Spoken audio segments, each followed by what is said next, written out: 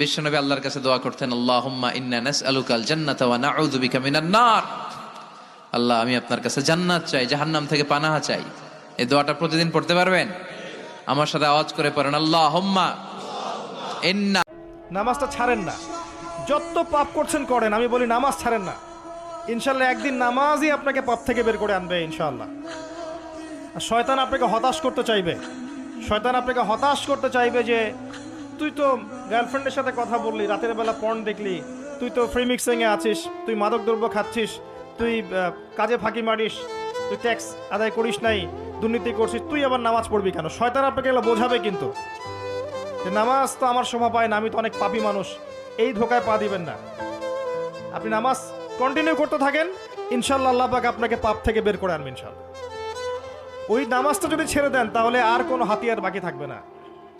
আর আপনি যত পাপ করেন না কেন, মায়ুস হবেন না, মন ছোট করবেন না। আপনার একটা সেজদা, যে সেজদা আপনি চোখের পানি ঢেলে দিয়েছেন আল্লাহর কাছে, যে আল্লাহ আমার ভুলগুলো তুমি মাফ করে দাও, এই দোয়াটা ভাই কেউ কখনো ছাড়বেন না। আল্লাহ তাআলা আমাকে যখন বুঝজ্ঞান দিয়েছেন, এই দোয়ার কথা যখন আমি জেনেছি, বহু আগে থেকে, আমার তখন কৈশোর ছিল, আমি তখন ছাত্র ছিলাম, তখন থেকে এই দোয়া আমি নিয়মিত পড়তাম। বিশেষ করে যারা অবিবাহিত আছেন, আল্লাহ যেন ভালো জীবন সঙ্গিনী মিলাই দেয়। যে সমস্ত বোনরা আছেন, ভালো জীবন সঙ্গী যেন আল্লাহ মিলাই দেয়। এই দোয়াটা অন্তঃস্থল থেকে পড়বেন। আল্লাহর কাছে নিজের জন্য দোয়া তো করে, নিজের স্ত্রীর জন্য, স্বামীর জন্য, সন্তান সন্ততির জন্য, নাতিপুতির জন্য, বংশধরের জন্য দোয়া করে, রব্বানা হাবলানা মিন আজওয়াজিনা ওয়া যুররিয়াতিনা কুররাতা আয়ুন ওয়াজআলনা লিল মুত্তাকিনা ইমামা। হে আমাদের রব, হে আমাদের রব, আমাদের জীবন সঙ্গী হিসেবে যাদেরকে দিবেন বা যে আছে, এবং আমাদের সন্তান যে আছে বা আসবে, এই সন্তান সন্ততি এবং জীবন সঙ্গী এমন যেন হয় যে আমাদের তাদেরকে দেখলে নয়ন জুড়ায় যায়। আল্লাহর ভাষা দেখেন, আল্লাহ বলেছেন জীবন সঙ্গী সন্তানকে এমন করে দেন যেন তাদেরকে দেখলে আমাদের চোখ জোড়া যায়। চোখ জোড়ানো সন্তান, চোখ জোড়ানো স্বামী, চোখ জোড়ানো স্ত্রীর মানে বুঝেন? এটার মানে হলো সব দিক থেকে পারফেক্ট হবে, কোনো দিক থেকে ত্রুটি হবে না। আল্লাহ আপনাকে একটা সন্তান দিয়েছে, দেখতে চমৎকার, ফুটফুটে, সুন্দর, সাদা, সব ঠিকঠাক, কিন্তু সে প্যারালাইজড। তাহলে তার এই ফুটফুটে দেখতে সুন্দর হওয়ার কোনো মূল্য আছে? এটা দেখলে আপনার চোখ জোড়াবে? হয়তো আল্লাহ আপনাকে সন্তান দিয়েছেন, প্যারালাইজড না, সুস্থ সবল, দাঁড়াতে পারে, হাঁটতে পারে।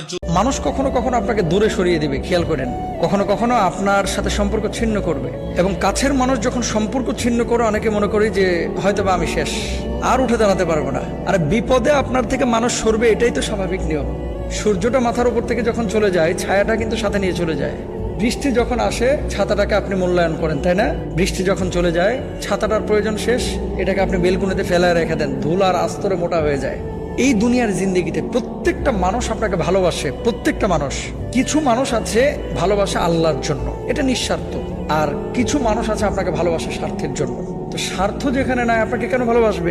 সুতরাং আমাদের আকাঙ্ক্ষা এবং চাওয়া পাওয়ার হিসাবটা মানুষের থেকে না, হবে আল্লাহর কাছ থেকে। এবং মানুষ বিশ্বনবী আল্লাহর কাছে দোয়া করতেন, আল্লাহুম্মা ইন্না নাসআলুকাল জান্নাতা ওয়া নাউযু বিকা মিনান নার। আল্লাহ, আমি আপনার কাছে জান্নাত চাই, জাহান্নাম থেকে পানাহ চাই। এই দোয়াটা প্রতিদিন পড়তে পারবেন? আমার সাথে আওয়াজ করে পড়েন, আল্লাহুম্মা ইন্না